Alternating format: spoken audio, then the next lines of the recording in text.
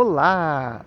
Hoje estou aqui nesse escurinho do eclipse que está acontecendo nesse exato momento para falar de um assunto que é de extrema importância para a nossa saúde mental e para a nossa saúde coletiva. São as personalidades narcísicas hipersexualizadas e perigosas. Vejam, eu vou trazer para vocês o resumo do capítulo deste livro, dessa autora, que é o capítulo sobre narcisismo perigoso e hipersexual. Nesse livro, a autora aponta que a maioria dessas personalidades são do sexo masculino, por conta do temperamento passado, de geração em geração, entre esses homens que se reforçam nesse comportamento nefasto, contaminações transgeracionais, ou seja, contaminações entre próprios membros da família, pais, avós, bisavós, tataravós, que tinham esse comportamento e que vão passando de geração em geração, como se fossem normais. Modelos primários de relacionamento, ou seja, modelos mais primitivos de se relacionar com as pessoas, ao invés de modelos mais atualizados e mais diplomáticos e conformados, né, com o século XXI. O reforço social e cultural, que é muito forte, é muito presente entre esses tipos de homens com esse tipo de personalidade. E as formas de reagir ao estresse e à frustração, que são provocadores de esquemas de comportamentos abusivos, tóxicos e maléficos para quem se relaciona com esse tipo de pessoa. A configuração comportamental desse tipo de personalidade de pessoa é a ausência de remorso quando a pessoa pratica um ato maléfico, né? Quando a pessoa pratica um ato tóxico ou abusivo, essa pessoa então tem uma ausência de remorso. Essa pessoa também tem ausência de bússola moral. O que é a bússola moral? A bússola moral é aquele norte interior que cada pessoa tem com seus valores, com aquilo que significa ter um bom senso de coletivo, né? Então, existe uma ausência dessa bússola moral. E o desrespeito e o desprezo pelos sentimentos e por outras pessoas que são vítimas de quem é portador desse tipo de temperamento abusivo e tóxico. Os graus de manifestação dessa personalidade são dois. São pessoas que têm esses comportamentos periodicamente, em determinados períodos da vida, onde a sua taxa de ansiedade, de estresse e de inabilidade social aumenta, ou pessoas que têm esse comportamento permanentemente. Ou seja, todos os dias, em todo lugar que a pessoa tem a oportunidade de praticar o abuso ou a toxicidade. Então existem dois tipos de pessoas, aquelas pessoas que são ocasionalmente hipersexualizadas e perigosas e aquelas pessoas que são permanentemente hipersexualizadas e perigosas. Quais são os comportamentos, então, dessas pessoas? Para que a gente possa detectar e também para que a gente possa evitar de conhecer e levar adiante alguma relação ou algum tipo de envolvimento com esse tipo de pessoa. Isso porque eu estou dentro de um parque, hein? A negação das transgressões. Então, geralmente essas pessoas, elas têm negação das transgressões. Elas negam que elas são transgressoras, que elas são abusivas e que elas são tóxicas. Essas pessoas também, elas minimizam os danos, dizendo, não, isso daí é da sua cabeça, isso daí não é tão grave assim quanto você está falando. Né? Até pessoas que têm esse tipo de transtorno, ao ouvirem esse vídeo, vão dizer, tá exagerando, tá falando bobagem, né? Porque isso faz parte da minimização dos danos. A generalização também é um outro fator que dá pra gente entender, que é quando a pessoa diz, todos os homens fazem isso, todos os homens são iguais, todos os homens querem gozar, todos os homens querem praticar sexo. Né? A generalização, então, é um outro fator que a gente pode utilizar para descobrir esse tipo de pessoa.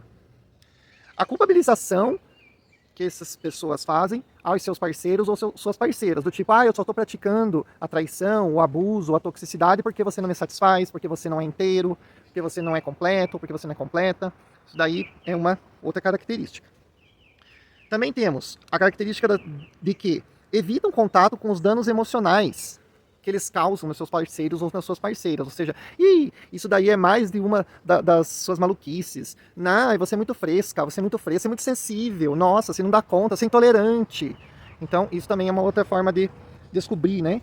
Quando essa pessoa está praticando o abuso contra as suas vítimas. O outro comportamento também que a gente usa para detectar é quando essas pessoas elas se convencem de que os seus comportamentos são um direito. É direito do homem possuir, é direito do homem ter vida sexual todo dia, transgressiva, múltiplas parceiras ou múltiplos parceiros. Né? Então, A pessoa acha que é um direito absoluto de todo homem ser assim, sendo que cada organismo e cada pessoa tem a sua própria configuração. É uma pessoa que julga que o seu órgão sexual, o pênis, é como se fosse um imperador fálico, né? Você tem que obedecer tudo aquilo que o pênis sugere na sua mente para que seja realizado com esse pênis. É como se a pessoa fosse refém daquela parte dela, da anatomia, que gera perda do autocontrole. Então é uma pessoa que ela justifica, através da excitação, através da vontade de gozar, que esse pênis precisa ser utilizado a qualquer momento, a qualquer hora, né? Se tornando refém desse pequeno apêndice do corpo, né? O cérebro, também nessas pessoas, fica sequestrado pela estimulação sexual, ou seja, a pessoa fica escrava da estimulação sexual. A pessoa não consegue encontrar outras vias de prazer, não consegue adiar o prazer e precisa recorrer sempre a essa fonte de prazer imediato, prazer imediato, prazer imediato, por inabilidade de encontrar outras fontes de prazer na sua vida.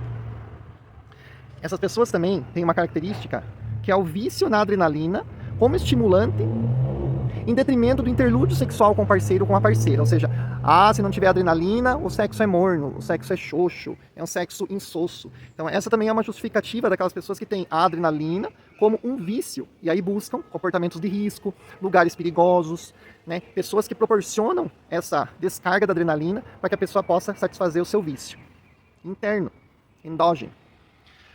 Essas pessoas também têm intolerância crônica à solidão e ao tédio.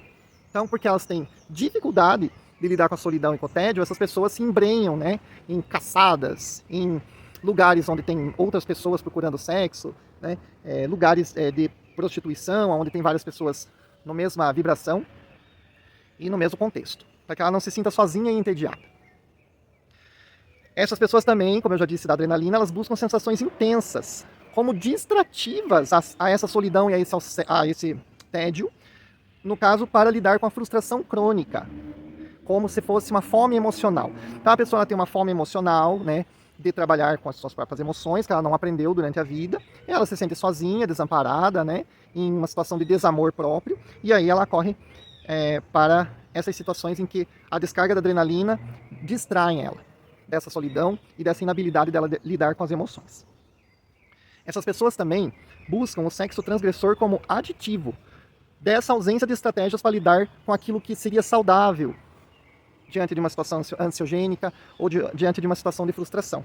Então, essas pessoas elas buscam o comportamento, né, compulsivo sexual para tentar mascarar, na verdade, a sua inabilidade de lidar com a frustração e na ausência de estratégias saudáveis para lidar com a frustração. Essas pessoas também apresentam anorexia emocional. O que é a anorexia emocional? Aquilo que eu falei um pouquinho antes. A fome de emoções, como lidar com as emoções de forma saudável, como regular essas emoções, né? Existem estratégias para regular essas emoções que essas pessoas não aprenderam durante a sua vida.